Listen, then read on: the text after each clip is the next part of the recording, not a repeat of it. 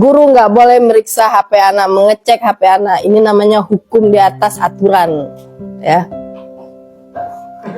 Kita punya aturan di sekolah, jadi aturan di sekolah itu dibantah oleh hukum. Kita guru sudah tidak punya harga diri lagi di mata anak-anak. Kita sudah tidak punya marwah lagi di hadapan anak-anak. Ini pengalaman kami ya sebagai guru.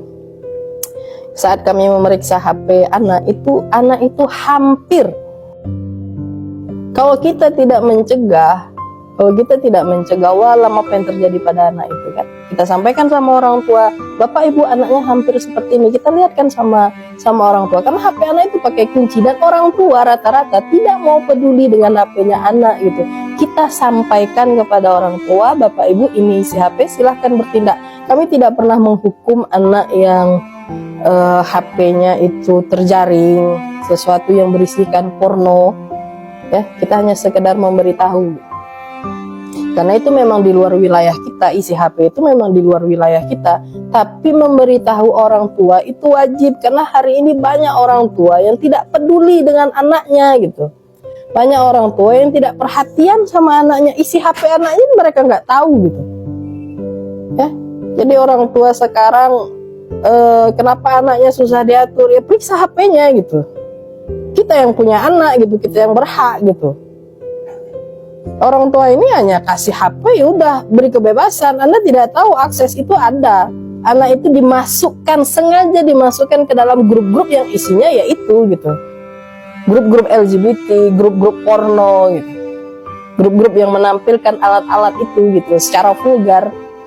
Dan kita guru diam gitu.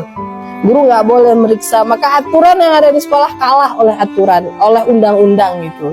Jadi kita guru udah nggak punya marwah lagi, kita nggak punya harga diri lagi. Sekolah bukan lagi tempat mendidik moral anak, tapi sekolah cuma untuk mencetak ijazah.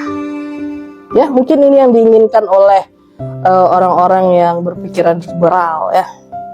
Perhatian tidak ada lagi pada anak-anak. Mau gimana lagi? Mau kita bawa kemana bangsa kita ini gitu? Ya, anak itu nggak tahu membedakan mana yang salah, mana yang benar. Kita tuh orang tua yang harusnya yang meluruskan mereka gitu. Ini salah nak, gitu. Ini nggak benar gitu. Rusak anak kita oleh pornografi, banyak bertebaran. Dia tidak buka, tapi dia ditawarkan.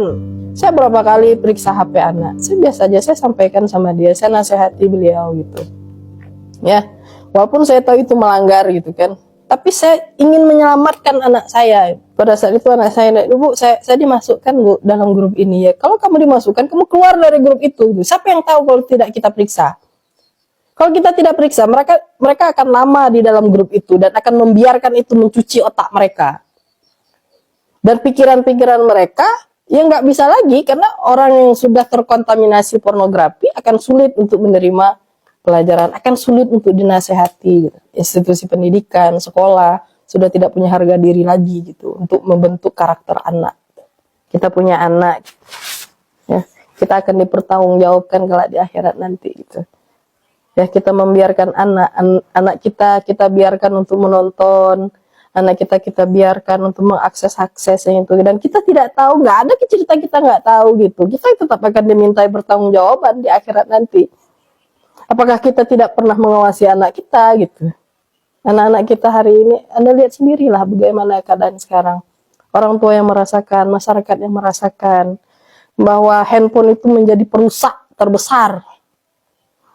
Ya, handphone itu menjadi sebuah permasalahan hari ini jadi kita. Mau dibawa kemana negara kita gitu. Kalau handphone saja kita tidak punya akses untuk melihatnya, seorang orang tua melihat. Bisa jadi nanti orang tua bakal dipenjarakan karena dia membongkar HP anak. Dengan undang-undang ini siapapun, kata siapapun, berarti kan orang tua juga tidak boleh membuka handphone anaknya gitu. Di mana peran orang tua lagi seperti itu?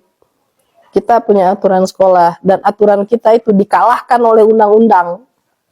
Ya, wajar kalau anak-anak kita hari ini banyak yang ya seperti itulah. Miris saya lihatnya. Kita nggak tahu 10 tahun yang akan datang seperti apa yang akan kita hadapi gitu. Ya. Saya rasa undang-undang ini perlu direvisi. Saya nggak tahu gimana cara merevisinya. Orang-orang yang duduk di atas sana yang bisa merevisi. Tapi undang-undang ini akan melahirkan generasi-generasi yang tidak bermoral. Sedih rasanya.